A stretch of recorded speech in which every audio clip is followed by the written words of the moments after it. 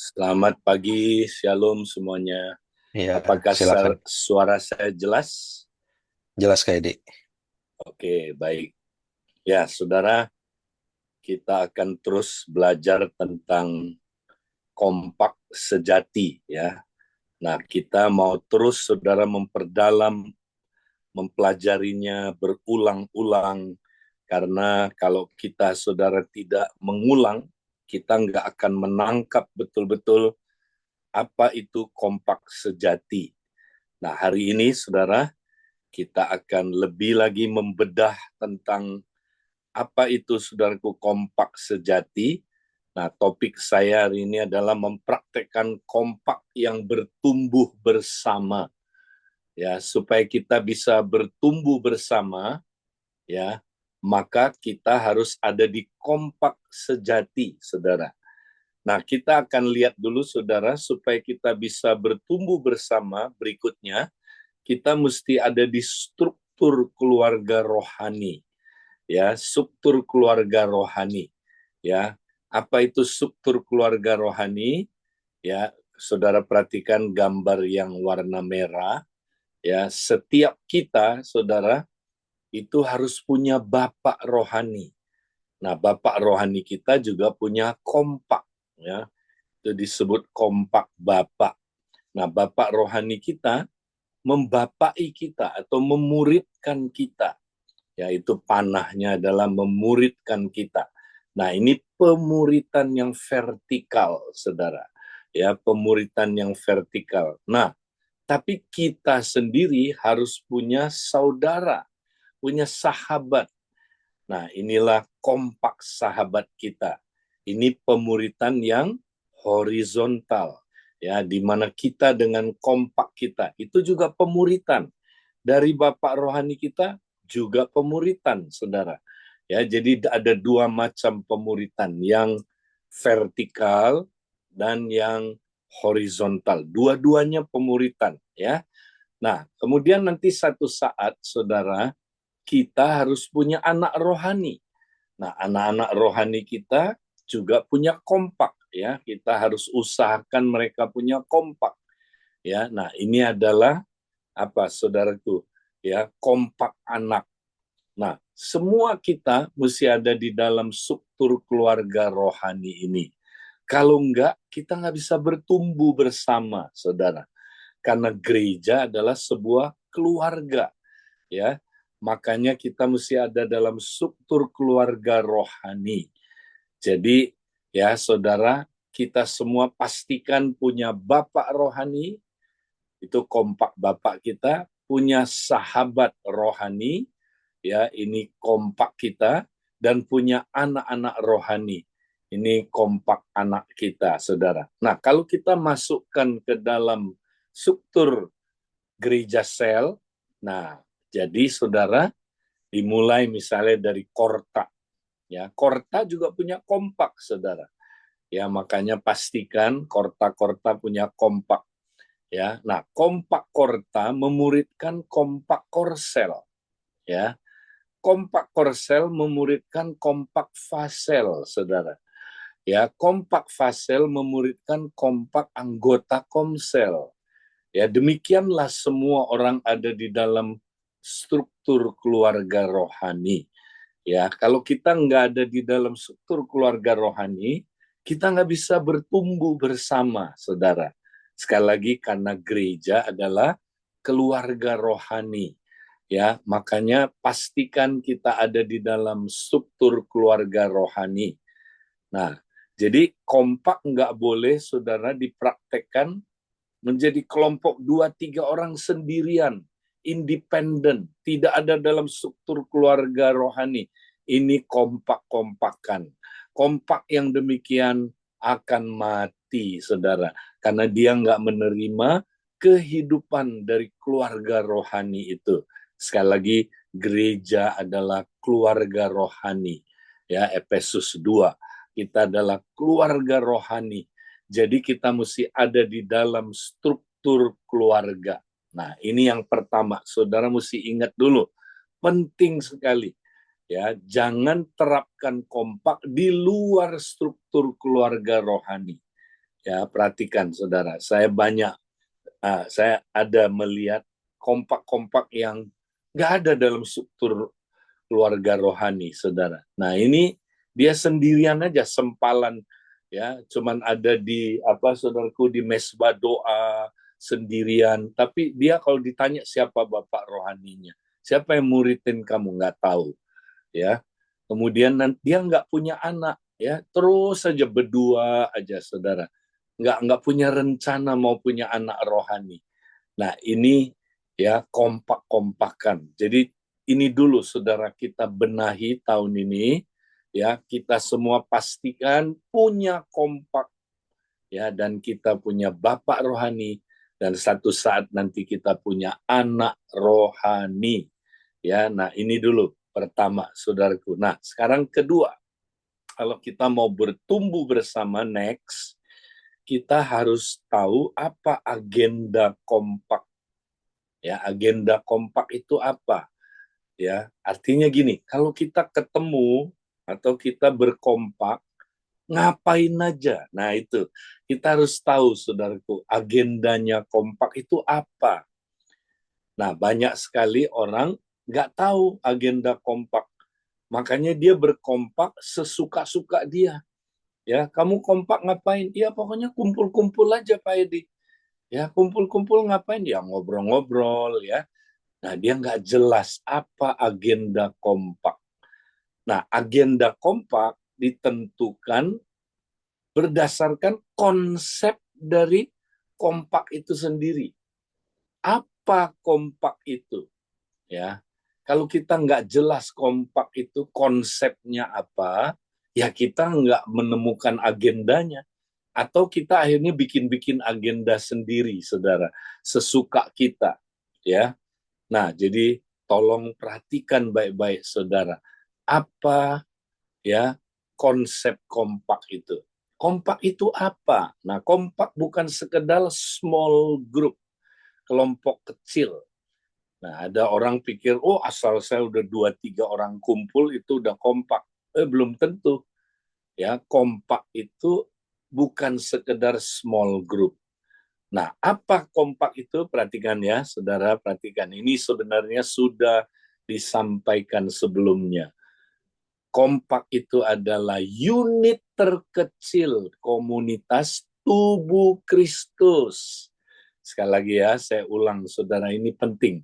Kompak adalah unit terkecil komunitas tubuh Kristus. Ya, jadi kompak itu adalah apa, saudara? Bergaya hidup tubuh Kristus. Ya, jadi karena kompak itu unit terkecilnya komunitas tubuh Kristus.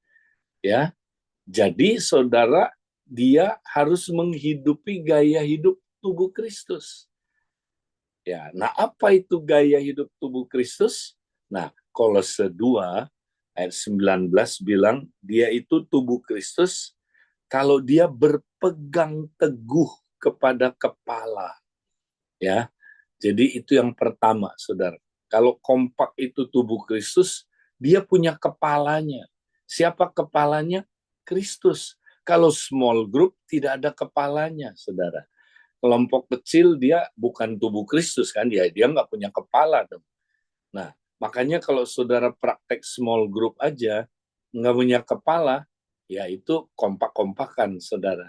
Ya, tapi kalau kompak sejati dia ada kepalanya.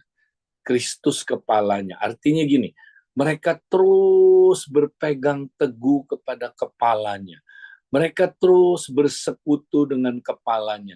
Mereka terus bergantung kepada kepalanya. Mereka punya hubungan up, ya, up dengan kepalanya terus-terusan, saudara. Nah, itu beda, ya. Nah, kedua, saudara, di mana seluruh tubuh yang ditunjang dan diikat menjadi satu oleh urat-urat dan sendi-sendi menerima pertumbuhan ilahinya. Nah, yang kedua, bukan hanya bersekutu dengan kepala terus, mereka juga bersekutu dengan sesamanya, ya, di mana mereka ditunjang dan diikat oleh satu, ya, menjadi satu oleh urat-urat dan sendi-sendi. Nah, apa itu urat-urat dan sendi-sendi, saudara? Sendi itu hubungan, ya, hubungan koneksinya. Urat itu yang ngikat, ya, yang ngikat semua anggota-anggota itu satu dengan yang lain. Nah, urat Kolose menjelaskan adalah kasih. Pengikat tubuh Kristus adalah kasih. Jadi mereka punya hubungan kasih. Ya, mereka punya hubungan kasih. Bukan hanya hubungan biasa aja, tapi hubungan kasih, ya. Nah, saudara, kalau small group belum tentu punya hubungan kasih. Ya, punya hubungan, tapi hubungan apa, saudara? Ya, hubungan, ya, karena acara aja. Ya, kita lagi ketemu, ya udah, kita 2-3 orang punya hubungan, tapi belum tentu hubungan kasih, dan belum tentu connect terus, belum tentu bersekutu terus. Ya, kalau small group, saudara, mereka ketemu hanya sewaktu acara itu aja ketemu. Ya, misalnya, kita janjian yuk 2-3 orang ketemu, ngapain? Kita baca Alkitab sama-sama. Ya, jadi mereka ketemu untuk baca Alkitab atau renungkan firman. Habis itu bye-bye. Sampai ketemu ya. Ya, minggu depan lagi. Nah, sepanjang minggu itu tidak ada hubungan. Ya, tidak ada hubungan koneksi. Tidak bersekutu, saudara. Sama sekali cuek satu dengan yang lain. Nah, itu small group, saudara. Tapi kalau tubuh enggak, ya memang dia ketemu seminggu sekali, tapi sesudah itu tiap hari, saudara. Mereka terus punya hubungan, ya, punya hubungan kasih. Ya, mereka, saudaraku, apa? Konek-konekan, ya, mereka sesering mungkin bertemu. Ya, mereka bertemu itu sebagai gaya hidup, itulah tubuh, saudara. Ada persekutuan dengan sesama, ada hubungan in. Nah, ini dia, saudara. Kalau tubuh seperti ini, saudara, maka dia bilang menerima pertumbuhan ilahinya. Ya, kalau kalau kompak itu connect terus sama kepala, saudara. Bersekutu terus dengan kepala Kristus, bersekutu terus dengan sesama. Nah, kompak yang begini pasti tumbuh, saudara. Ya, makanya tolong jangan praktekkan kompak tanpa, saudaraku, ya, konsep ini. Kalau kompak hanya ketemu seminggu sekali, habis itu cuek-cuekan, nggak ada kontak-kontekan, nggak ada persekutuan sehari-hari, ya lama-lama mati, saudara. Kompak itu mati. Makanya ada orang bilang, Pak, saya kok praktek kompak, nggak ada apa-apanya ya. Saya malah bosen. Nah, saya tanya, kamu praktek konsep tubuh Kristus nggak? Enggak. Ah ya, pantaslah mati. Ya, kenapa? Karena kompak itu unit terkecil, ya, komunitas tubuh Kristus. Jadi dia mesti menghidupi gaya hidup tubuh. Ya, kalau dia terus-menerus bersekutu dengan kepala, terus-menerus bersekutu dengan sesama, dia menjadi kompak yang hidup, saudara. Mulai bertumbuh. Nah, tubuh itu kalau sehat, saudara, dia pasti mau menjangkau keluar, ya. Maka dia pasti akan reaching out. Nah, ini up out, saudara. Ya, makanya dia nanti pasti menjangkau, melayani anggota-anggota tubuh lainnya yang belum pulih. Dia melayani anggota-anggota tubuh lainnya yang, saudaraku, ada masalah, yang sakit, yang, saudaraku, ya, memerlukan bantuan. Dia jangkau keluar pasti kalau dia kompaknya sehat. Nah, bukan hanya itu, dia juga jangkau jiwa-jiwa baru. Dia jangkau apa, saudaraku, ya, jiwa-jiwa baru yang belum diselamatkan. Nah, inilah, saudaraku, kompak yang hidup, namanya up, in, out. Jadi kalau ditanya apa agenda kompak, up, ya, persekutuan dengan kepala terus-terusan, in, persekutuan dengan sesama terus-terusan, dan akhirnya menjangkau terus keluar, ya, menjangkau terus keluar, out. up, in, out. Nah, inilah agenda dari kompak. Nah, praktikalnya gimana? Nah, kita lihat saudaraku, praktikalnya itulah Roma pasal 12. Jadi kalau kita perhatikan Roma pasal 12, saudara, itu adalah apa, saudara? Hidup dalam tubuh Kristus. Roma 12 itu hidup dalam tubuh Kristus, saudara. Nah, kenapa ada Roma 12, saudara? Ya, Roma 12 itu sambungannya Roma 1 sampai Roma 11. Nah, Roma 1 sampai Roma 11, Paulus membicarakan konsep keselamatan, saudara. Apa itu keselamatan? Ya. Nah, setelah kita selamat, saudara, sampai 11 pasal dia membahas tentang keselamatan, lalu pasal 12 dia bilang gini, karena itu aku menasihatkan kamu bla bla bla bla pasal 12. Ya, jadi pasal 12 itu saudara adalah kelanjutannya ya 11 pasal sebelumnya. Ya, jadi saudara setelah kita diselamatkan, apa yang kita mesti lakukan secara praktikal kalau kita adalah orang yang sudah diselamatkan? Kalau kita orang yang sudah diselamatkan, maka pasal 12 kita harus hidup dalam tubuh Kristus. Itu dia, saudara. Roma 12 itu adalah hal praktikal yang kita mesti lakukan tiap hari karena kita udah diselamatkan. Karena kita sudah menerima hidup kekal, ya saudara. Jadi kita udah selamat, sekarang kita kerjakan keselamatan itu ya dengan Roma 12, hidup di dalam tubuh Kristus. Karena kita sudah menerima hidup kekal itu kita jalankan, saudaraku. Ya, hidup kekal itu kan sekarang. Ya, bukan nanti di sorga. Ya, yaitu Roma 12 itu, saudara. Kita jalankan hidup kekal itu. Kita hidupi hidup kekal itu, saudara. Itulah Roma 12. Hidup dalam tubuh Kristus. Ya. Nah, makanya kalau kita nggak hidup dalam tubuh Kristus, saudara, kita nggak bisa, ya, saudara, apa, ya, saudara, mengatakan bahwa kita udah diselamatkan. Karena orang yang diselamatkan itu, dia bukan cuma diampuni dosanya, dia dicantum ke dalam tubuh Kristus. Maka dia mesti menghidupi gaya hidup tubuh Kristus. Itulah Roma 12, ya, mulai dari ayat 1 sampai ayat 2. Nah, itu adalah up-nya. Terus-menerus connect sama kepalanya. Ya, terus-menerus beribadah kepada Sang Kepala, Kristus kepalanya. Ya, mereka terus beribadah. Beribadah itu artinya mengabdi, ya. Mengabdi kepada kepala, Sang Kepala itu, saudara. Kedua, ya, ayat 3 sampai ayat 8 Roma 12, ya, itu bersekutu dengan sesama, saudara. Itu dengan sesama anggota, karena itu bicara tentang tubuh Kristus dengan berbagai karunia yang berbeda-beda.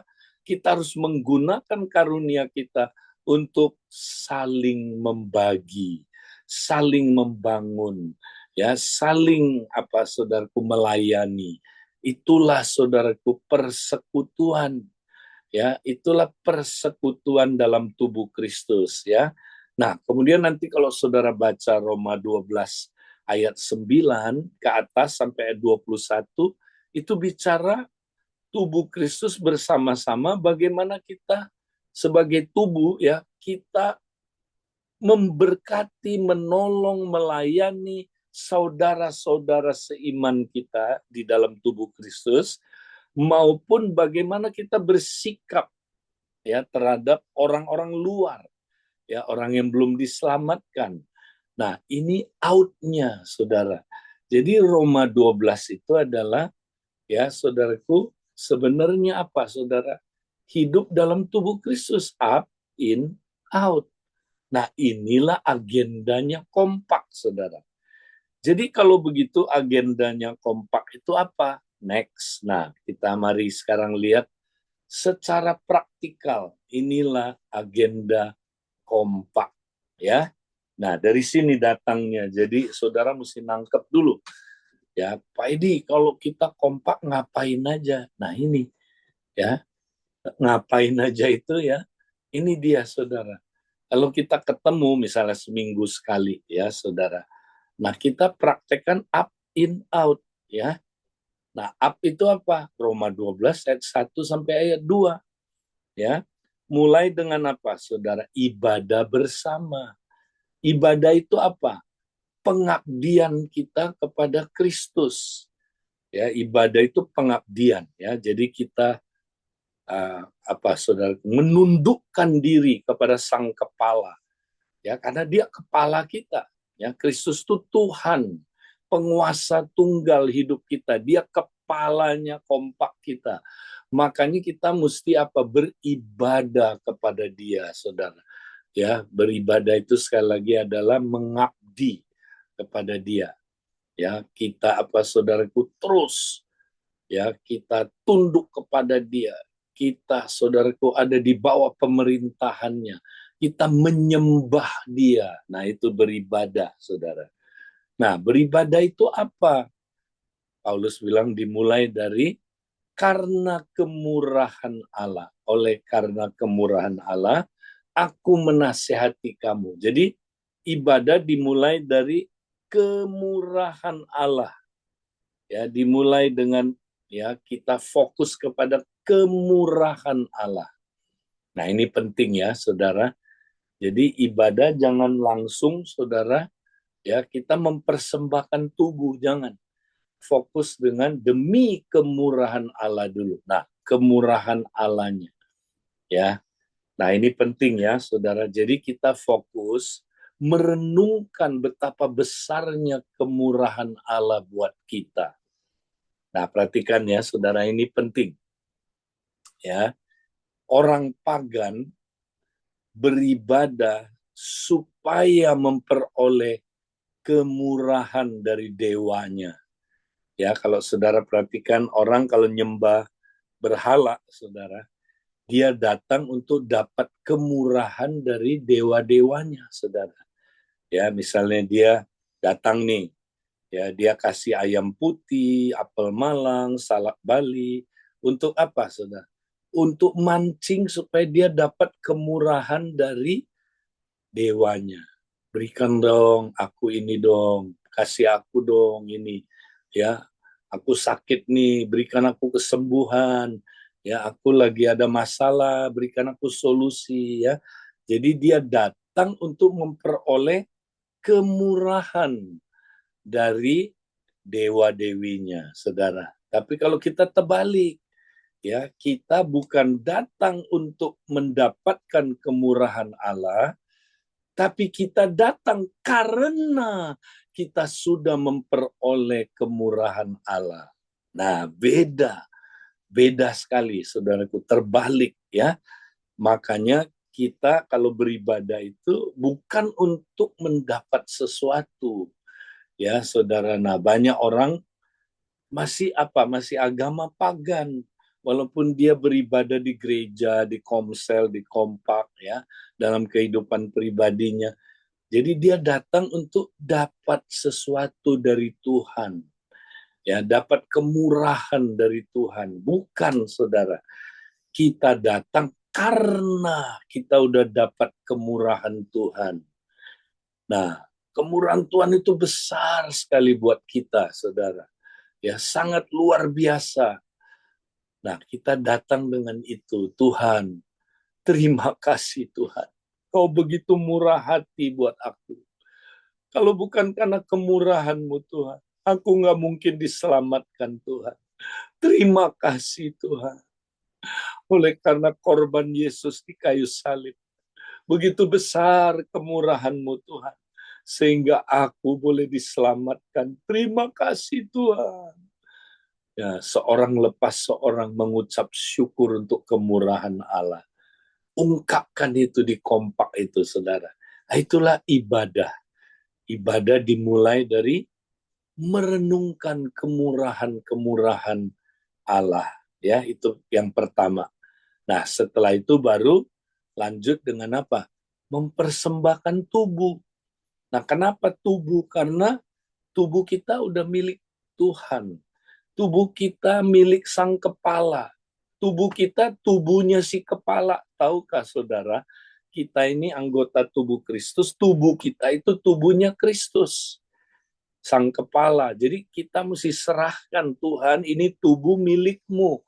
Ya, aku persembahkan sebagai korban yang hidup, yang kudus, yang berkenan kepada Engkau. Nah, makanya kita persembahkan, Tuhan, inilah tubuhku, Tuhan. Di dalamnya, Tuhan, ada rohku, Tuhan. Tuhan, aku serahkan rohku kepada Engkau.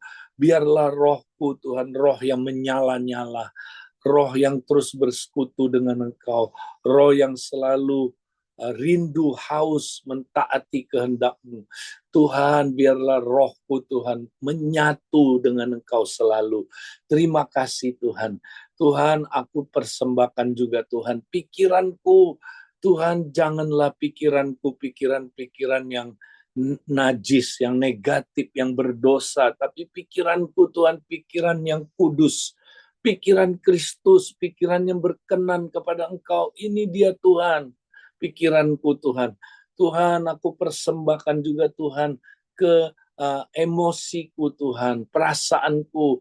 Tuhan, aku tidak mau perasaanku adalah perasaan-perasaan yang tidak sesuai kehendak-Mu, perasaan-perasaan yang terluka, perasaan-perasaan negatif, ya, perasaan yang jahat, Tuhan, tapi biarlah perasaanku, perasaan Kristus, damai, sejahtera, sukacita di dalam Engkau. Tuhan, aku serahkan emosiku, Tuhan, perasaanku. Aku serahkan juga, Tuhan, kehendakku, biar aku tidak melakukan kehendak yang dunia ini inginkan atau kehendakku sendiri, tapi aku mau melakukan kehendak-Mu, Tuhan. Tuhan, inilah hati nuraniku, Tuhan. Tuhan, jangan biarkan hati nuraniku menjadi kotor, tapi hati nuraniku bersih. Tuhan, inilah Tuhan, aku serahkan juga, Tuhan, pikiran bawah sadarku, Tuhan. Kalau ada hal-hal yang Kau temukan, Tuhan, nggak benar, Tuhan, di pikiran bawah sadarku, yang Tuhan terluka, ya, pikiran-pikiran masa lalu, ya, trauma, kepahitan, kalau Engkau temukan itu, Tuhan, nyatakan itu, Tuhan, biar ubah pikiran bawah sadarku, Tuhan, supaya penuh dengan kebenaran-Mu, Tuhan. Itu, saudara, persembahkan, ya. Nah, setelah itu, saudara, kita biasanya tenang di hadirat Tuhan. Kita biarkan Roh Kudus bekerja. Nah, ini Roma 12 ayat 2. Nah, nanti Roh Kudus ambil alih, saudara. Ya, kalau di perjanjian lama, kalau orang Israel mempersembahkan korban, saudara, tiba-tiba apa? Api turun menyambar korban itu, saudara. Nah, kalau kita juga persembahkan korban, korban yang hidup ya sekarang, api surga mengambil alih, turun. Siapa api surga itu? Roh Kudus. Maka Roh Kudus akan ambil alih korban itu, saudara. Ya, dia, Roh Kudus mulai melakukan Roma 12 ayat 2, pembaharuan akal budi. Nah, dia mulai masuk ke ruang-ruang hati kita, ya, dia mulai, saudaraku, menguasai manusia roh kita. Dia mulai, saudaraku, menyatakan kalau ada hal-hal yang tidak berkenan dalam manusia roh kita, ya. Nah, dia mulai menyatakan, kamu kemarin pikirannya berbuat dosa, ya, kamu kemarin, ya, berbuat dosa percabulan, kamu jatuh di dalam dosa pornografi, kamu lihat pornografi. Nah, Roh Kudus tegur kita, ya, kita ngaku dosa, saudara. Ya, Tuhan, ampuni, Tuhan.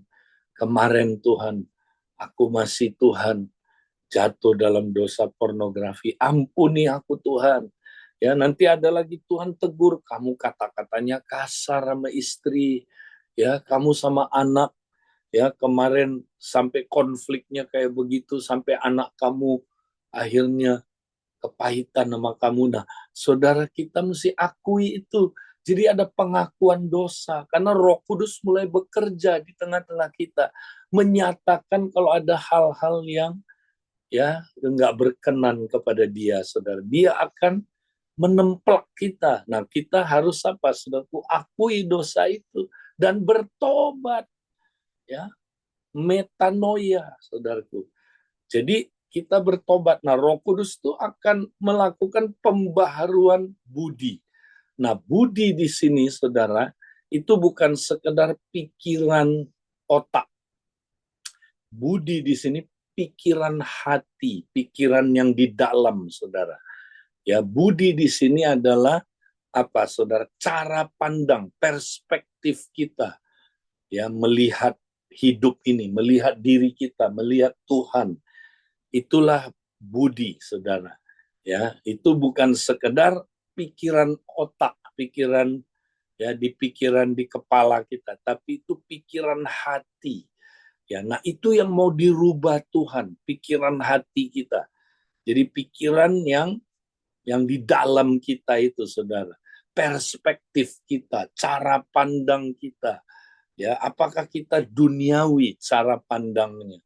Nah, Roh Kudus itu akan tegur, saudara, kalau kita cara pandangnya salah, ya, cara pandang duniawi, sehingga kita terus-menerus diubah serupa dengan dunia ini. Dunia pengaruhi kita terus setiap hari, ya. Nah, kita harus apa, saudara? Biarkan Roh Kudus membongkar balik budi kita ini, ya, apa cara pandang kita ini, sehingga kita diubah tiap hari, diubah, saudaraku, ya. Nah, ini Roma 12 ayat 2, ya. Nah, kemudian kita lanjut, itu up-nya, saudara, ya. Nah, in-nya itu adalah apa, saudara? Roma pasal yang ke-12, ya, ayat 3 sampai ayat 8. Intinya apa, saudara? Intinya adalah di dalam tubuh Kristus ada berbagai karunia. Ya, jadi kita bukan hanya hubungan up, tapi hubungan in. Nah, in itu bersekutu. Nah, kata bersekutu, saudara, ya, koinonia itu bukan hanya sekedar, saudara, ya, bersama-sama. Ya, kalau kita fellowship itu kita berpikir, oh, saya lagi fellowship Pak Edi di Kompak. Ya, ngapain? Ya, kita ngobrol-ngobrol aja, duduk-duduk. Ya, kita lagi fellowship. Yang nggak salah bersama-sama itu. Tapi fellowship artinya bukan hanya bersama-sama. Koinonia itu keren banget, saudara. Itu artinya saling berkontribusi, saling memberi.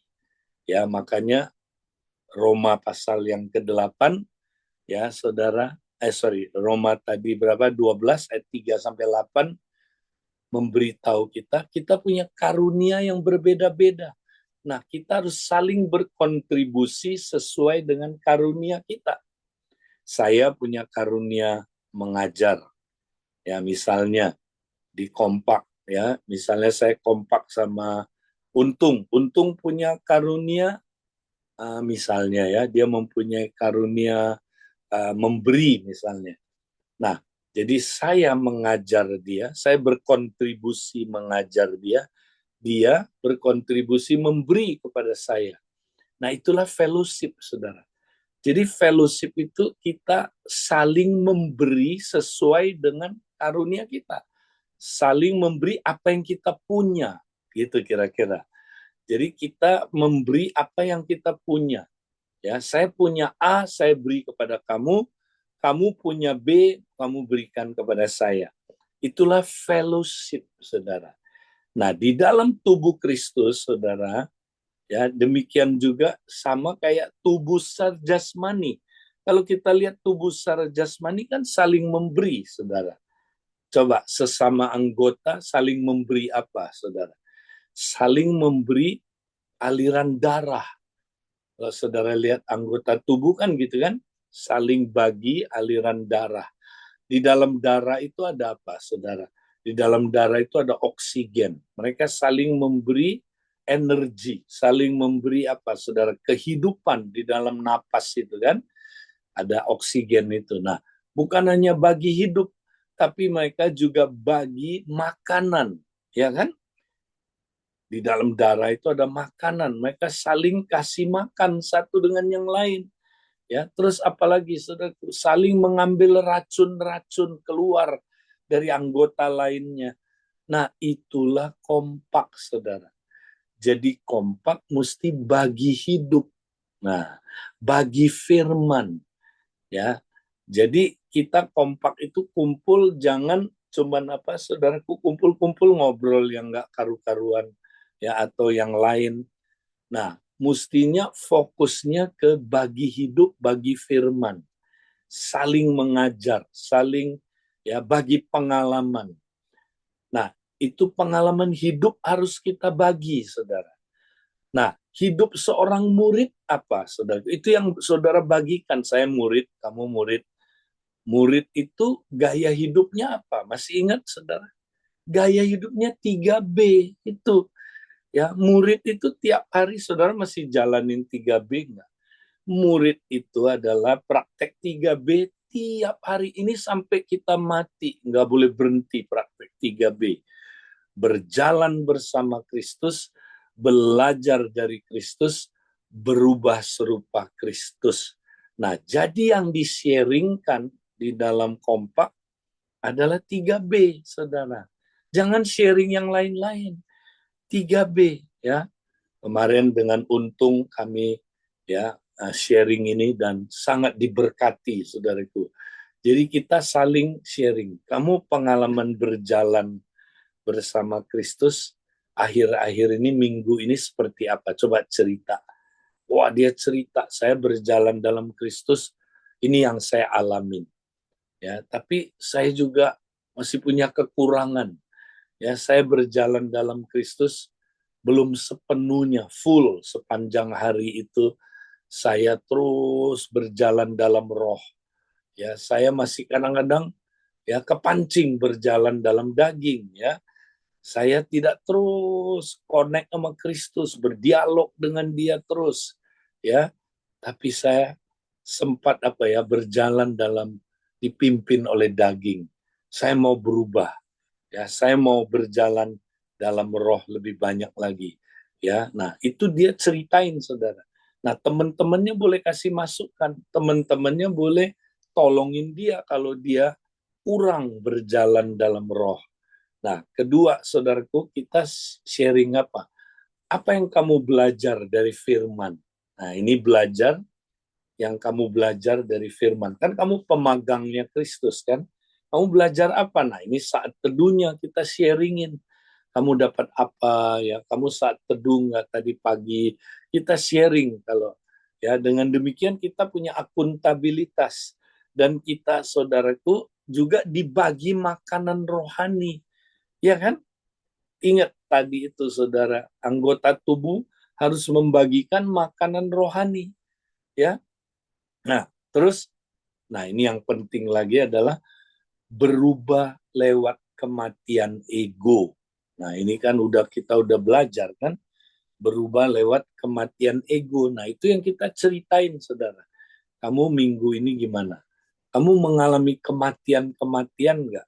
Ya, lewat apa aja, lewat konflik, lewat masalah-masalah, lewat dianiaya, lewat kamu apa mengalami penderitaan-penderitaan badani, ya, kamu ngalamin apa aja dan apakah kamu berhasil mati lewat itu.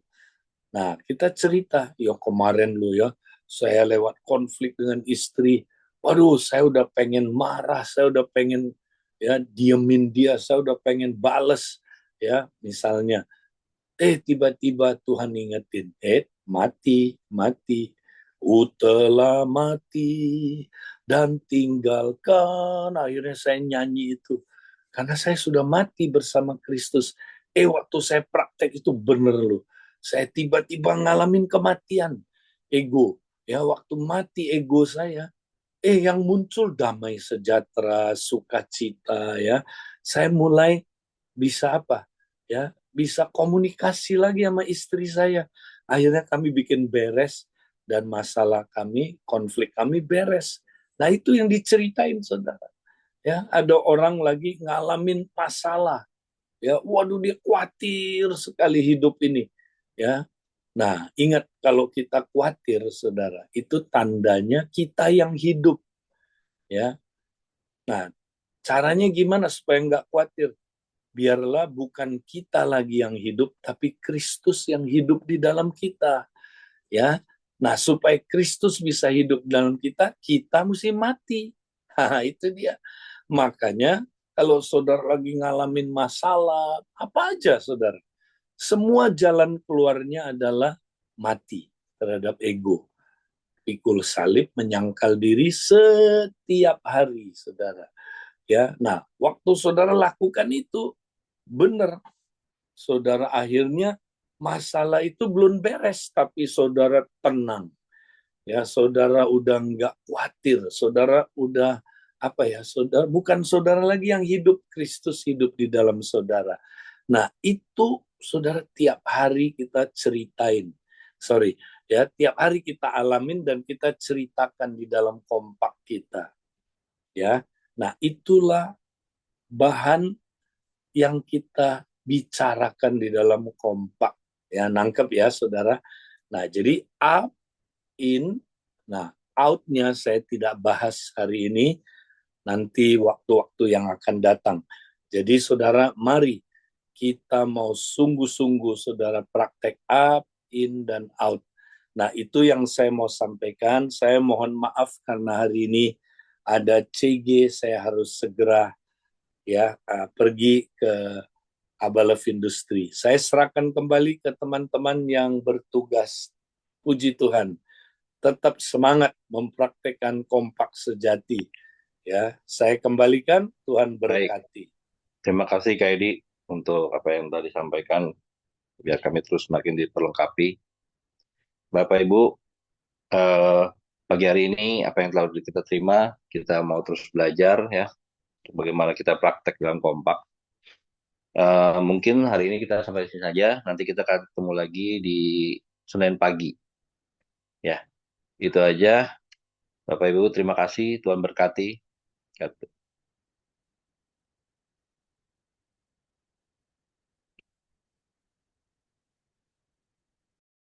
Thank you, Ko Corona.